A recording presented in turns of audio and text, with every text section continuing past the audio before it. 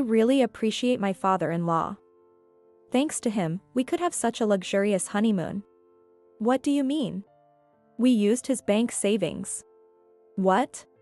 When I called my brother and his wife, who didn't show up at our father's funeral, his wife casually said this. Not only did they not help with the funeral arrangements, but they also had the nerve to steal my father's bank card. We rented a luxury car and toured Alaska, stayed in fancy hotels, and already spent $30,000. There's still money left. And we plan to enjoy our vacation until the last possible day. She kept talking, oblivious to my silence. Wait a minute. I remembered the balance in our late father's account and couldn't help but laugh. What's so funny?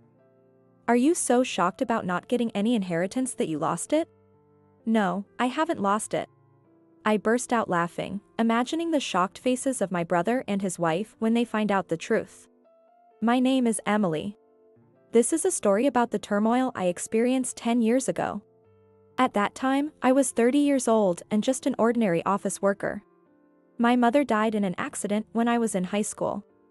My father, Kevin, was a kind and gentle man who loved my mother very much.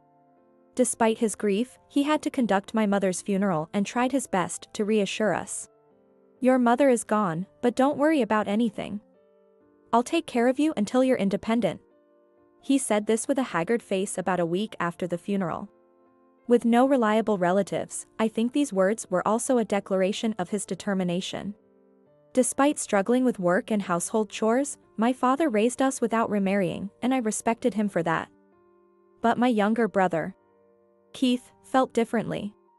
While he had a good reputation and grades, Keith was obsessed with material things and money, always acting in his own best interest. Although my father tried his best with household chores, Keith constantly complained about his inexperience. Despite his complaints, he always claimed to be too busy to help out. Hey! Stop relying on Dad and me and at least take care of your laundry and dishes. Shut up. Legally, I'm still a kid. Kids are supposed to play and study. Right, Dad? Perhaps he was spoiled as the long-awaited son. My brother laughed at me for helping with the housework. Then, he casually said to our father, who was diligently preparing dinner, I told my friends about Mom, and they invited me to eat out with them. Can I have some money?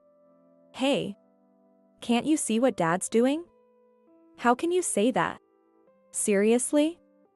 Unlike you, I have friends. Come on, just $10. Here, take it. Don't stay out too late. My father gave him the money. Keith left the house without even thanking him.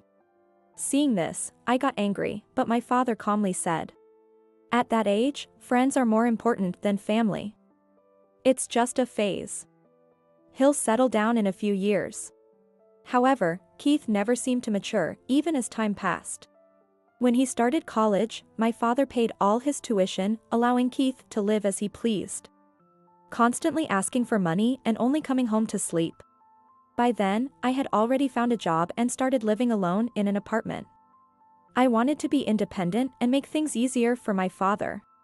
Seeing Keith, who depended on our father for everything despite being an adult, I couldn't help but criticize him. Keith scoffed, I got into a cheap college through my own efforts, so it's only fair that he gives me some spending money. If he didn't have money, he should have remarried some rich woman to make life easier. He mocked my father's love for my mother. I was stunned. I secretly told my father about Keith's true nature, but he either didn't know or didn't care. I didn't remarry because I didn't want to. And Keith is right that his efforts saved us money. As I said before, I'll do whatever I can as a parent. Living with Keith, my father said this, leaving me speechless. Even after graduating college and getting a job, Keith continued living at home without helping with chores or contributing financially. I earned this money, so I can spend it however I want. As long as I'm not independent, it's my father's responsibility to take care of me. Unapologetically, Keith said this while admiring a watch he had bought as a reward for himself.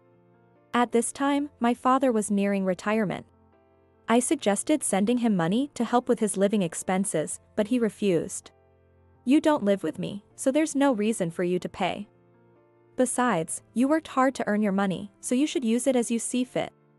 If you have money to send, you should save it instead. With these words, my father continued working steadily, even after retiring, as a part-time employee. While my brother lived a carefree life every day, my father's modest lifestyle was hard to watch. So I started bringing him gifts on weekends to make him happy. A few years of this passed, and then, out of the blue, my brother contacted me, saying he wanted to introduce someone. When I arrived at the restaurant, I saw my father and brother in suits, sitting with a beautiful woman. "Emily, I'd like you to meet someone. This is Michelle. I've decided to marry her." The woman introduced as Michelle smiled and greeted me politely. I was relieved. She had a calm demeanor, and I thought my brother would finally become independent with this marriage. A few months after their wedding, I was assigned a major project at work and entered a whirlwind period. I didn't even have time to visit home, and before I knew it, 6 months had passed since I last saw my father. With my work settling down, I decided to visit home for the first time in a while. Just as I was thinking this, my father called. "Hello, Dad? It's been a while. I was thinking of coming home during my next break." "What? What did you say?" My father's words left me pale. He told me that after going to the hospital for a health issue, he was diagnosed with cancer and given 6 months to live. Confronted with this unexpected reality, I was in shock, my mind going blank. "They'll give you chemotherapy and other treatments, right?" Overwhelmed by anxiety, I felt my legs shaking. But my father's answer was unexpected. "No, I don't plan on doing that." "Why not?" "If you're worried about the money, I can help out as much as possible." "That's not it." "I'm sorry. I have things I need to do, so I can't just lie around. I will quit my job, though. Besides, your mom is waiting for me in heaven, right?" My father continued, sounding as if he had come to terms with everything. "Don't worry. I won't cause any trouble for you guys when I'm gone." Hearing him speak so resolutely, I couldn't help but shed tears. "Okay, if that's what you want, Dad." Accepting his words for the time being, I hung up the phone. I immediately called my brother.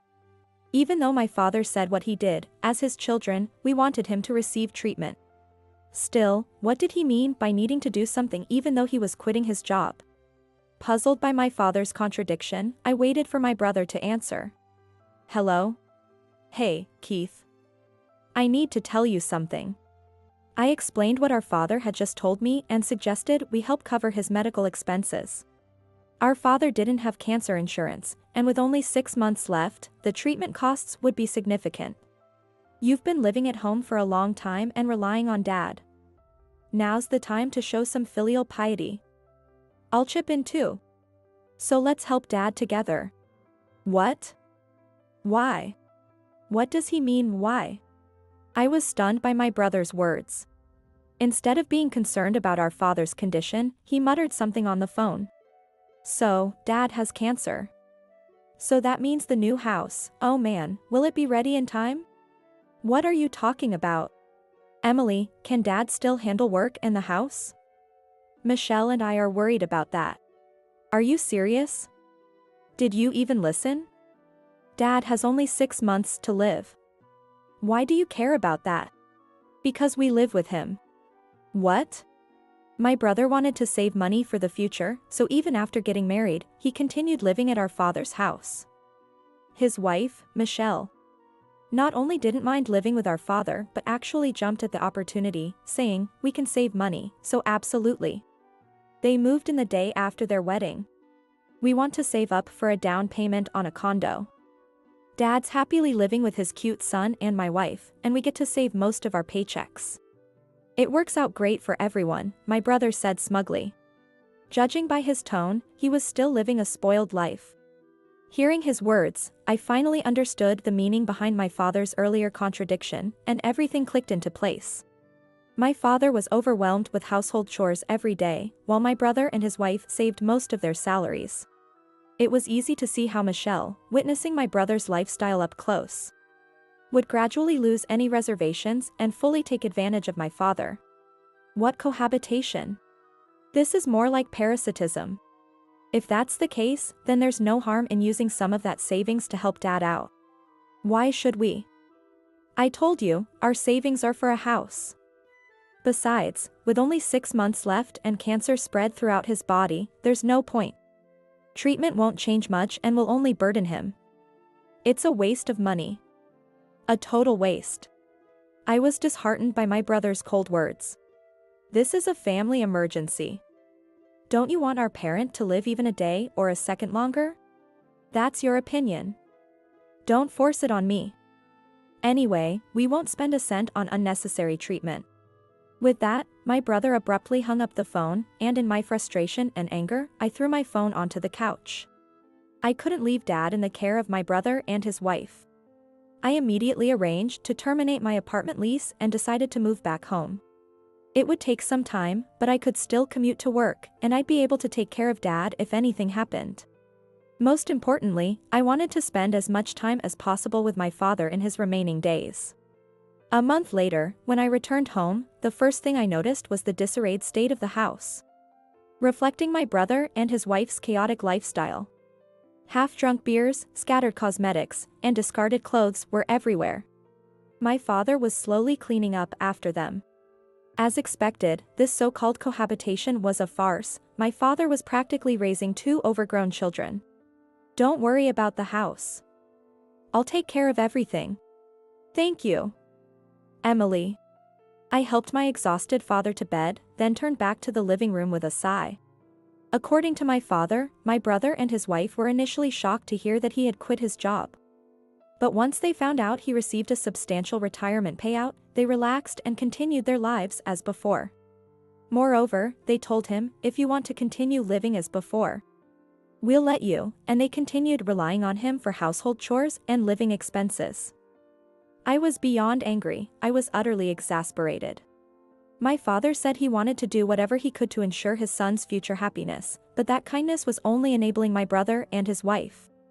That night, after my father went to bed, I returned to the living room and encountered my brother and his wife for the first time since coming home.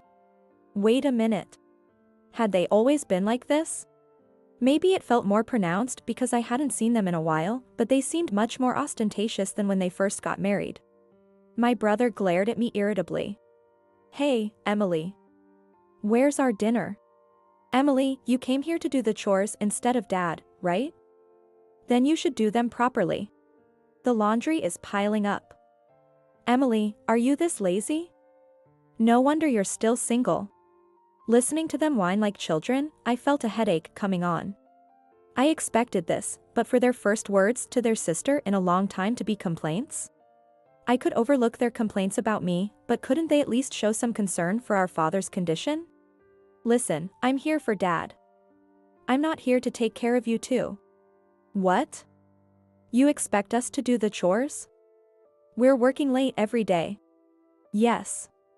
Most adults, including Dad and me, manage our own chores regardless of work. If you're planning to buy a house, you should start learning to take care of yourselves now, I said coldly. My brother and his wife kept insisting I do the chores, but when they saw I wouldn't budge, they eventually gave up and stopped speaking to me altogether. They showed no concern for our father's health, staying either in their room or out of the house most of the time. I assumed they were using their savings to pay for laundry services, hotels, or public baths. I noticed that our stockpile of instant noodles and juice was disappearing, and their clothes would sometimes end up mixed with our laundry. Despite my frustration, I was too busy with work, household chores, and caring for my father to complain. As long as they didn't force their chores on me or my father, I chose to turn a blind eye.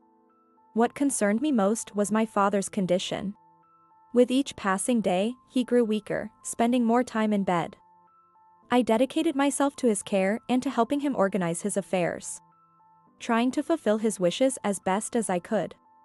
However, my father resisted all forms of life-extending treatment and medication, and a little over 6 months later, he lost consciousness and was taken to the hospital, where he passed away. Even after my father was hospitalized, my brother and his wife didn't show up, and I had to call them to inform them of his passing. I'm arranging the funeral right away. Be ready for that. Okay.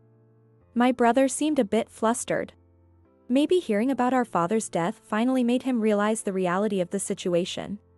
I sent my father to the funeral home and returned home to find it empty. Yet, I felt no emotion. I had no expectations left for my brother and his wife. I began the funeral arrangements immediately and served on my lead. Thanks to my father's prior preparations, everything went smoothly. The funeral proceeded without any issues, and I found comfort in the kind words and tears of the attendees mourning my father.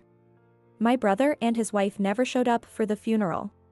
I was appalled by their rudeness and tried to contact them, but my calls kept going to voicemail. I finally got in touch with them a week after the funeral. "Hello, Emily?" It was his wife who answered the phone. It sounded unusually noisy on the other end. "He's at the front desk taking care of some paperwork right now, so he can't come to the phone." "Sorry." "What? Front desk? Paperwork? Where are you two, not even attending the funeral?" "We're at a hotel. We're in Alaska right now." "What?" "Well, we got a long leave for bereavement. We're taking a belated honeymoon. Skipping our father's funeral to use their bereavement leave for a honeymoon." I was stunned by my brother and his wife's outrageous mindset, left utterly speechless.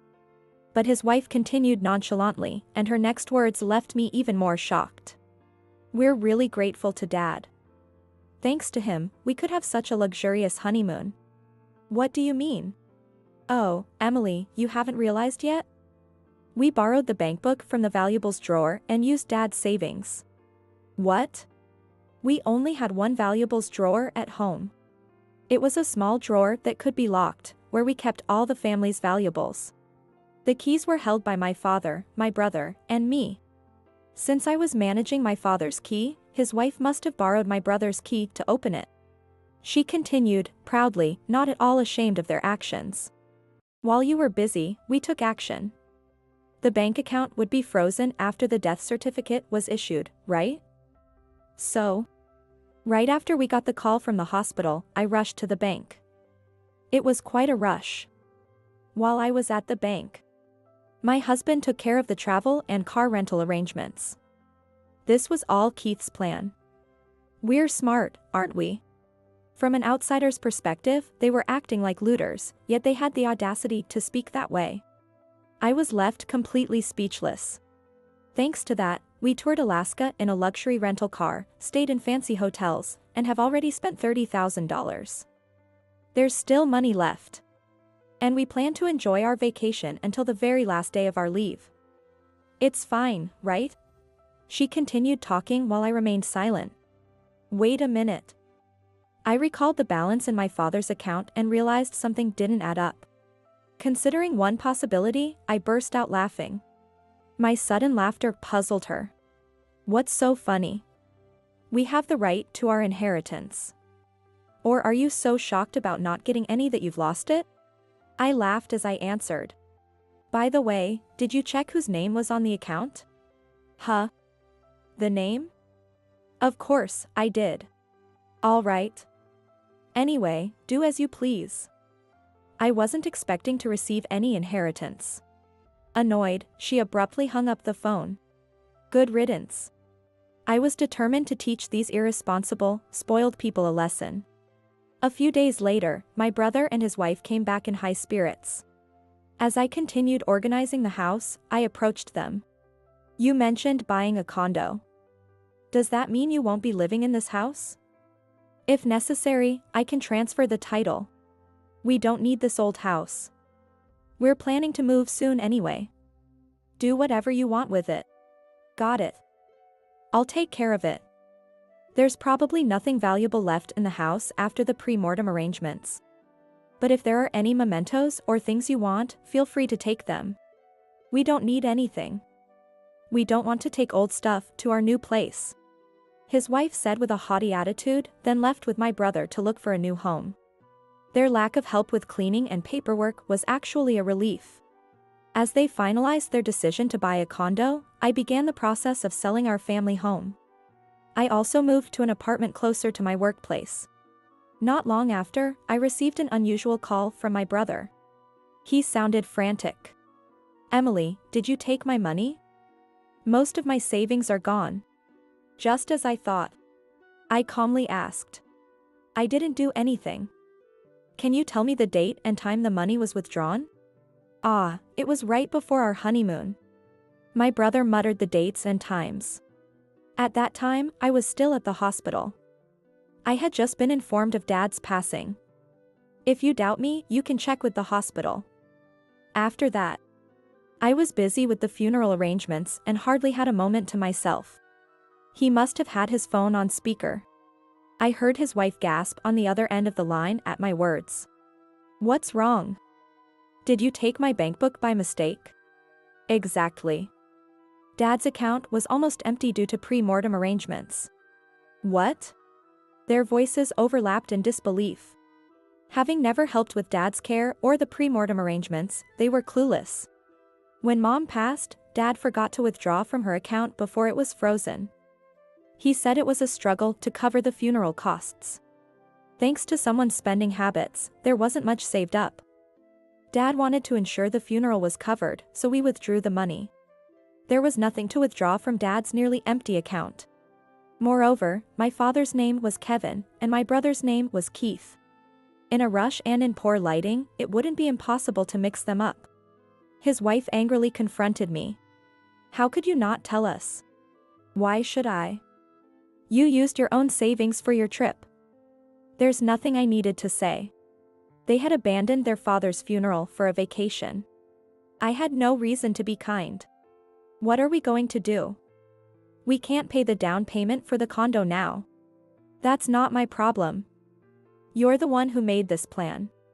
As the two argued on the other end of the line, I intervened. If you can't move into the condo, maybe you should look for an apartment instead of fighting. Huh? Why rent an apartment when we have a house to live in for free? What are you talking about? I frowned at my brother's response. Yeah, we'll live here until we save enough for the condo. Just transfer $200 a month for maintenance. Emily, you'll be happy to keep the house full of memories for just $200 a month, right? This brother and his wife were hopeless. I hadn't said anything, yet they were already excitedly celebrating as if it was a done deal. I had no choice. I had to bring these two living in their fantasy world back to reality. That's not possible. Why not? You live alone, and you could help out your cute little brother a bit. It's not about that. The thing is, the house has already been sold. What?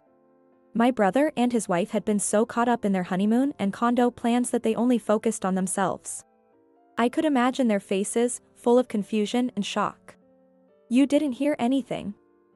I checked with you, and you both said to do whatever I wanted with the house. You even said you didn't need it. So, take responsibility for your words and get out. Goodbye. Wait. Before he could say anything else, I hung up. I couldn't waste any more time on these air-headed people. I blocked my brother's number, and of course, his wife's as well. At the end of the month, I went to check on the house just in case, and sure enough, they were gone. It seemed they had left properly, and I breathed a sigh of relief. Eventually, the process of selling the house was completed, and some money came in. I had no choice. I would have to share it with my brother. So, I unblocked his number. As if he had been waiting for this moment, my brother called almost immediately. Had he been trying to reach me every day despite being blocked? The thought of his persistence sent chills down my spine. Honestly, I didn't want anything more to do with him, but we needed to settle the money issue to avoid future complications. I took a deep breath and answered the call. Finally, my brother spoke in a frantic tone. You finally answered. Why didn't you pick up before? I need your help. He continued in a desperate voice. We moved into a new apartment thinking it would be fine, but the rent and utilities are high, and she won't do any housework. In short, after abruptly renting an apartment, they couldn't handle paying the bills or managing household chores because they had always relied on Dad for everything. My brother whined incessantly. It seemed they had finally realized just how dependent they had been. You finally understand how spoiled you've been. All his life, he had been constantly asking Dad for money and relying on him for everything, living off him completely. Suddenly being thrown into the real world, it was no wonder he couldn't cope. However, it was also Dad's fault for enabling them to become this way. Considering the inheritance distribution, if they were genuinely remorseful, I would teach them how to manage their household and finances from scratch. Just as I was about to speak, my brother suddenly began talking to me in a pleading tone. "Hey, Emily, don't you think it's partly your fault that your cute little brother and his wife ended up like this?" I take back what I thought. I took a long sigh. These two still wanted to blame others. I mean, isn't it your duty to come over and help her struggling brother and his wife with housework and stuff? Besides, us siblings supporting each other would be the best way to honor our parents, right? I'll give you our address. My brother continued with his self-centered and belated proposal, not listening to a word I said. "What are you talking about? I've been telling you to help out with chores since we were kids, and you ignored me every time. I was a kid back then. But you didn't change even after becoming an adult. You used Mom's death as an excuse to play around. And you relied on Dad for everything until now. You didn't even attend Dad's funeral when he was suffering the most. You have no right to talk about honoring our parents." He fell silent, and I continued. "The reason I answered your call was to discuss splitting the money from selling the house." "Really? So?" I was irritated by his suddenly cheerful tone. I decided to set things straight. "I should tell you, most of the money went towards demolition costs, so there's not much left. Don't worry. Unlike you, I have a sense of responsibility. I'll send your half via registered mail.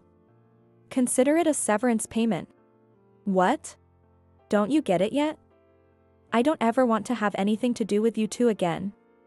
To you, we were just convenient helpers or ATMs. Did you ever do anything for our family?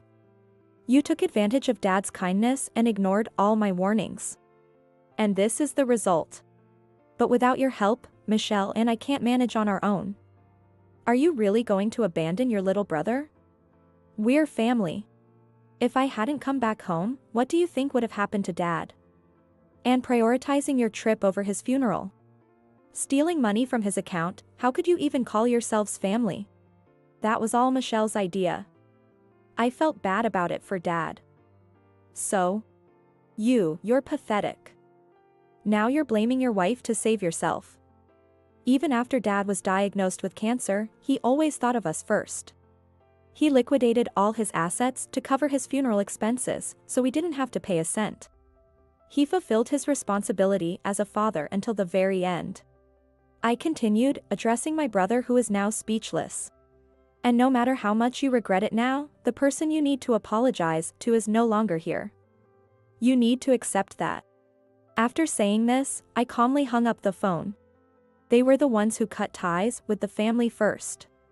I had no intention of being kind or helping my brother and his wife.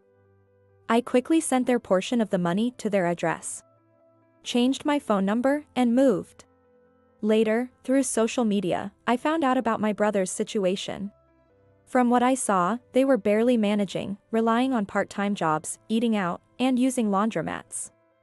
Their savings quickly dwindled, forcing them into a life of poverty. Their marriage deteriorated as they blamed each other for their circumstances, but they couldn't afford to live independently. Instead of supporting each other, they seemed to be blaming one another for their situation. Their lifestyle became increasingly precarious, not only failing to buy a condo but barely managing to stay afloat in an apartment. They accumulated debt in their pursuit of a lavish lifestyle. And their social media was filled with complaints about each other and desires for luxury. Meanwhile, after moving, I met my current husband, and we got married. We have been blessed with 2 children and, 10 years later, are still happily living together. We both work, but we share household chores, which makes everything more manageable. I've heard that now you can't withdraw money with just a bank book, which is reassuring. Letting my guard down with family had led to that chaotic situation. Even though I wasn't directly harmed, Dad's foresight in preventing us from being burdened helped. Grateful for the family that supports me, I continue to pray for my parents.